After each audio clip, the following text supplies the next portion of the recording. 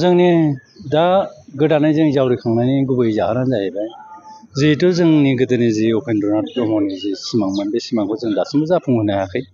बिनिखायनो बे सिमांखौ जों मोगथां महराव जाफुंहोनो साननानै जोंनि दा बोरायदोंब्लाबो बोराय बैसोब्लाबो जों जावरिफिननो बायध' जाहैदों। माबोरै होनना बुङोबा जों जिबायदि काउन्सिलखौ लानानै जों दा सालायगासिनो दं जोंनि BTC BTR बा बड'लेण्डखौ, बेयो जोंनि थाखाय साक्सेस नङा, मोजां नङा। मोजां नङा माने जों बेयाव लाब गैया, जोंहा जेबो मुलाम्फा गैया। बोख्लायनाय ओमफ्राय आरो बेखौ सिफायफिननाय बेफोरबायदि पावार थाजोबो। बेनिखायनो जों फुल प्रेजेक्टखौ नांथारगौ। फुल प्रेजेक्टखौ मोनागौ माने जों जिराया। बे थांखिखौ जों लानानैनो दा गोदानै ओंखारफिननाय जादों। ओमफ्राय जोंनि मुङा जाहैबाय अल बड' एक्स भलुन्टियार फर्स अर्गेनाइजेसन जों मुं लादों। जों एक्स भलुन्टियार फर्सखौ लानो बायध' जाहैदों। मानो होनबा लिड खालामनायाव जोंनो थाफिनबाय। बे हिसाबै जों बेखौ लानाय जादों। रायजो राजाया जाहाथे बेखौ भुल साना, जाहाथे रायजो राजाया आरो जोंनि माबायाव प्लेटफर्माव फैनानै जाहाथे गासिबो फैयो, जोंखौ अकल गोदोनि एक्स मावग्राफोरल' होननानै जाहाथे साना, जों बेखौ गुरैयै खावलायहरो। जाहाथे मोनफ्रोम गामिनिफ्रायनो मोनफ्रोमबो जायगानिफ्रायनो जोंजों जाहाथे हेफाजाब होयो। ओमफ्राय जों नन पलिटिकेल हिसाबैनो जों ओंखारदों। बे हिसाबै बयबो जाहाथे जोंजों हेफाजाब होयो। मारै होनना बुङोबा जों ओरैबायदि बुंनो लुबैयो, पलिटिक्सखौ नाङा नङा नांगौ, नाथाय पलिटिक्सनि माबाफ्रा प्लेटफर्मा बे आलादा। जों बिथांमोनहा जिहेथु अलरेडि माखासे सुक्तिबो खालामबोखांबाय नालाय, बिथांमोना दा बिफिननोबो हाला। ओमफ्राय बिथांमोना गोख्रोङै बर'नि जानानै खामानि मावनो हाया। एज ए हल दा माने गुबुन गुबुन जाथि जनगस्थिखौ लानानै खामानि मावनांगौ जाना फैयो।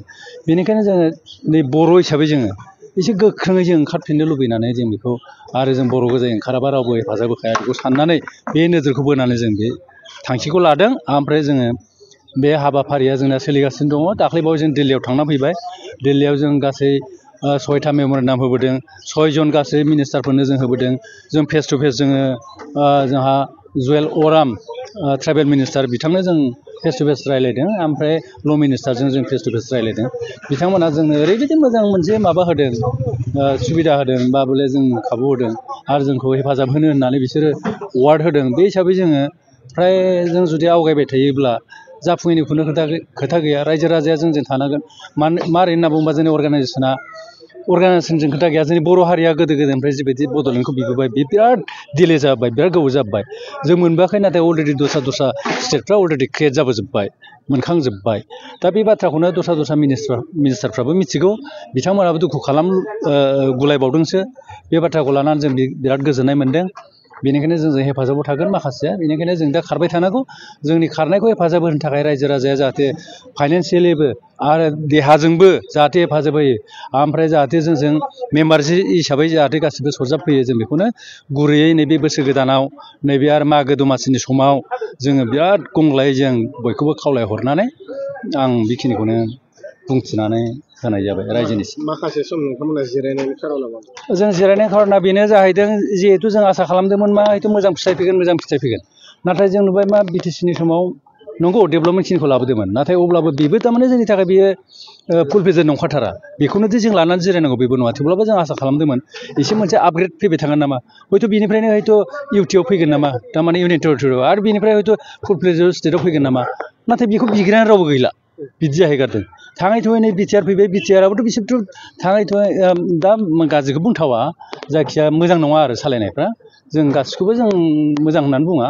जों काउन्सिलखौ जाय सालायगिरि बिथांमोना सालायबाय थादों। खिन्थु काउन्सिलखौ जोंनो नांगौबै नाङा। बर' हारिया काउन्सिलखौ नाङा होनना बुंनायानो मोजां गासिबो। जों बेखौनो आसा खालामो। माबायदि नोंथांमोना संग्रामखौ जों खालामगोन। जों डेम'क्रेटिक भाबै खालामगोन। जोंनि संग्रामा जों नन भायलेन्ट जागोन। बेयो एकदम पियरलि नन भायलेन्ट। जों बेखौ जों गोदोनि बायदि टाइपै जों हाया, बेयाव आर्मस एमिनेसन बे सिस्टेमा आजिखालि गैला। जों बिदि मडेल जों खारा। जों जास्ट रायलायनाय टक, ओमफ्राय मेम'रेन्डाम होनाय, मालाबा धरना होनाय, हयथ' रायजो राजाखौ एसे माबाखौ लाबोनो थाखाय जों धरनाखिनिखौ होगोन। नाथाय बांसिनै जोंना 1 नाम्बारावनो थागोन फेस टु फेस सावरायहैनाय, डिसकासन खालामहैनाय। जों जाय मिनिस्टारखौ लोगो हमनांगौ जों लोगो हमहैनाय, बेखिनि खामानिखौ जों 1 नाम्बारावनो लाबाय थागोन। बे समाव धरना लागोन नामा नोंथांमोना? जों धरनाखौ जोङो स्टेटआव जों लानो हायाखै। स्टेटआव जों लागोन। मोनबेसे जिल्लाया दिनै बेबायदि लागोन?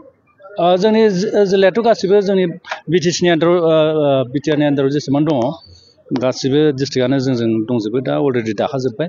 जेरै हमना ला क'क्राझार, चिरां, बाक्सा, तामुलपुर, ओमफ्राय ओजोंहा उदालगुरि, ओमफ्राय प्लास जोंजों फैफादों कामरुप मेट्र'आ। जोंजों बर' कामरुप मेट्र' समाजा जोंजों माबा आरो एक्स भलन्टियार फर्स बिसोर आगोलनिनोखा जोंजों हेफाजाब होखादोंमोन बिथांमोनाबो जोंजों हेफाजाब होनानै दं। गोजोनथाव खौरां क'क्राझार सहरनि जेडि र'डजों नांजाबनाय गोजोनपुरी रयेल इनफिल्ड श'रुमनि गोजौआव थानाय सेन्ट्रेल भारत सेबक समाजजों गनायथि होजानाय आइ आफा बिएम इनस्टिट्युट अफ पेरामेडिक्सआ नोंथांमोननो लानानै फैदों देहा जोथोन लाखिनायनि माखासे आयदा। लोगोसे 2025-26 मायथाइनि मुं थिसननाया सोलिगासिनो दं आरो फैगौ जोबथा फेब्रुवारि दानसिम मुं थिसननाया सोलिबाय थागोन। 10 थाखोनिफ्राय 12 थाखो उथ्रिसारनाय बिजाथि एबा फरायसाफोरा बे पेरामेडिक्सआव गावारि सोलोंथाइखौ लानो हागोन। क'क्राझार सहरनि गोजोनपुरी एबा गांजेमा बाजारजों नांजाबनाय आइ आफा बिएम इनस्टिट्युट अफ पेरामेडिक्सआ नोंथांमोननि थाखाय गोदान मुं थिसननाय आयदाफोरा जाबाय BSS Diploma in Medical Laboratory Technology, BSS Diploma in Operation Theatre Technology, BSS Diploma in First Aid and Patient Care आरो BSS Diploma in X-ray and Imaging Technology। बेफोर कर्सखौ 2 बोसोरनि गेजेरावनो आबुं खालामनानै BSSजों गनायथि होजानाय डिप्ल'माखौ लानो हागोन। लोगोसे गासैबो डिप्ल'माखौ लानायनि उनाव सोरखारि साख्रि मोननायनि सुबिदाबो दं। जुदि नोंथांमोना बेफोर कर्सनि थाखाय गोदानै मुं थिसननो गोसो दङब्ला आइ आफा बिएम इनस्टिट्युट अफ पेरामेडिक्सनि 9395899391 एबा 9821663110 मबाइल नम्बराव थोंजों सुरात लाहरनो हागोन।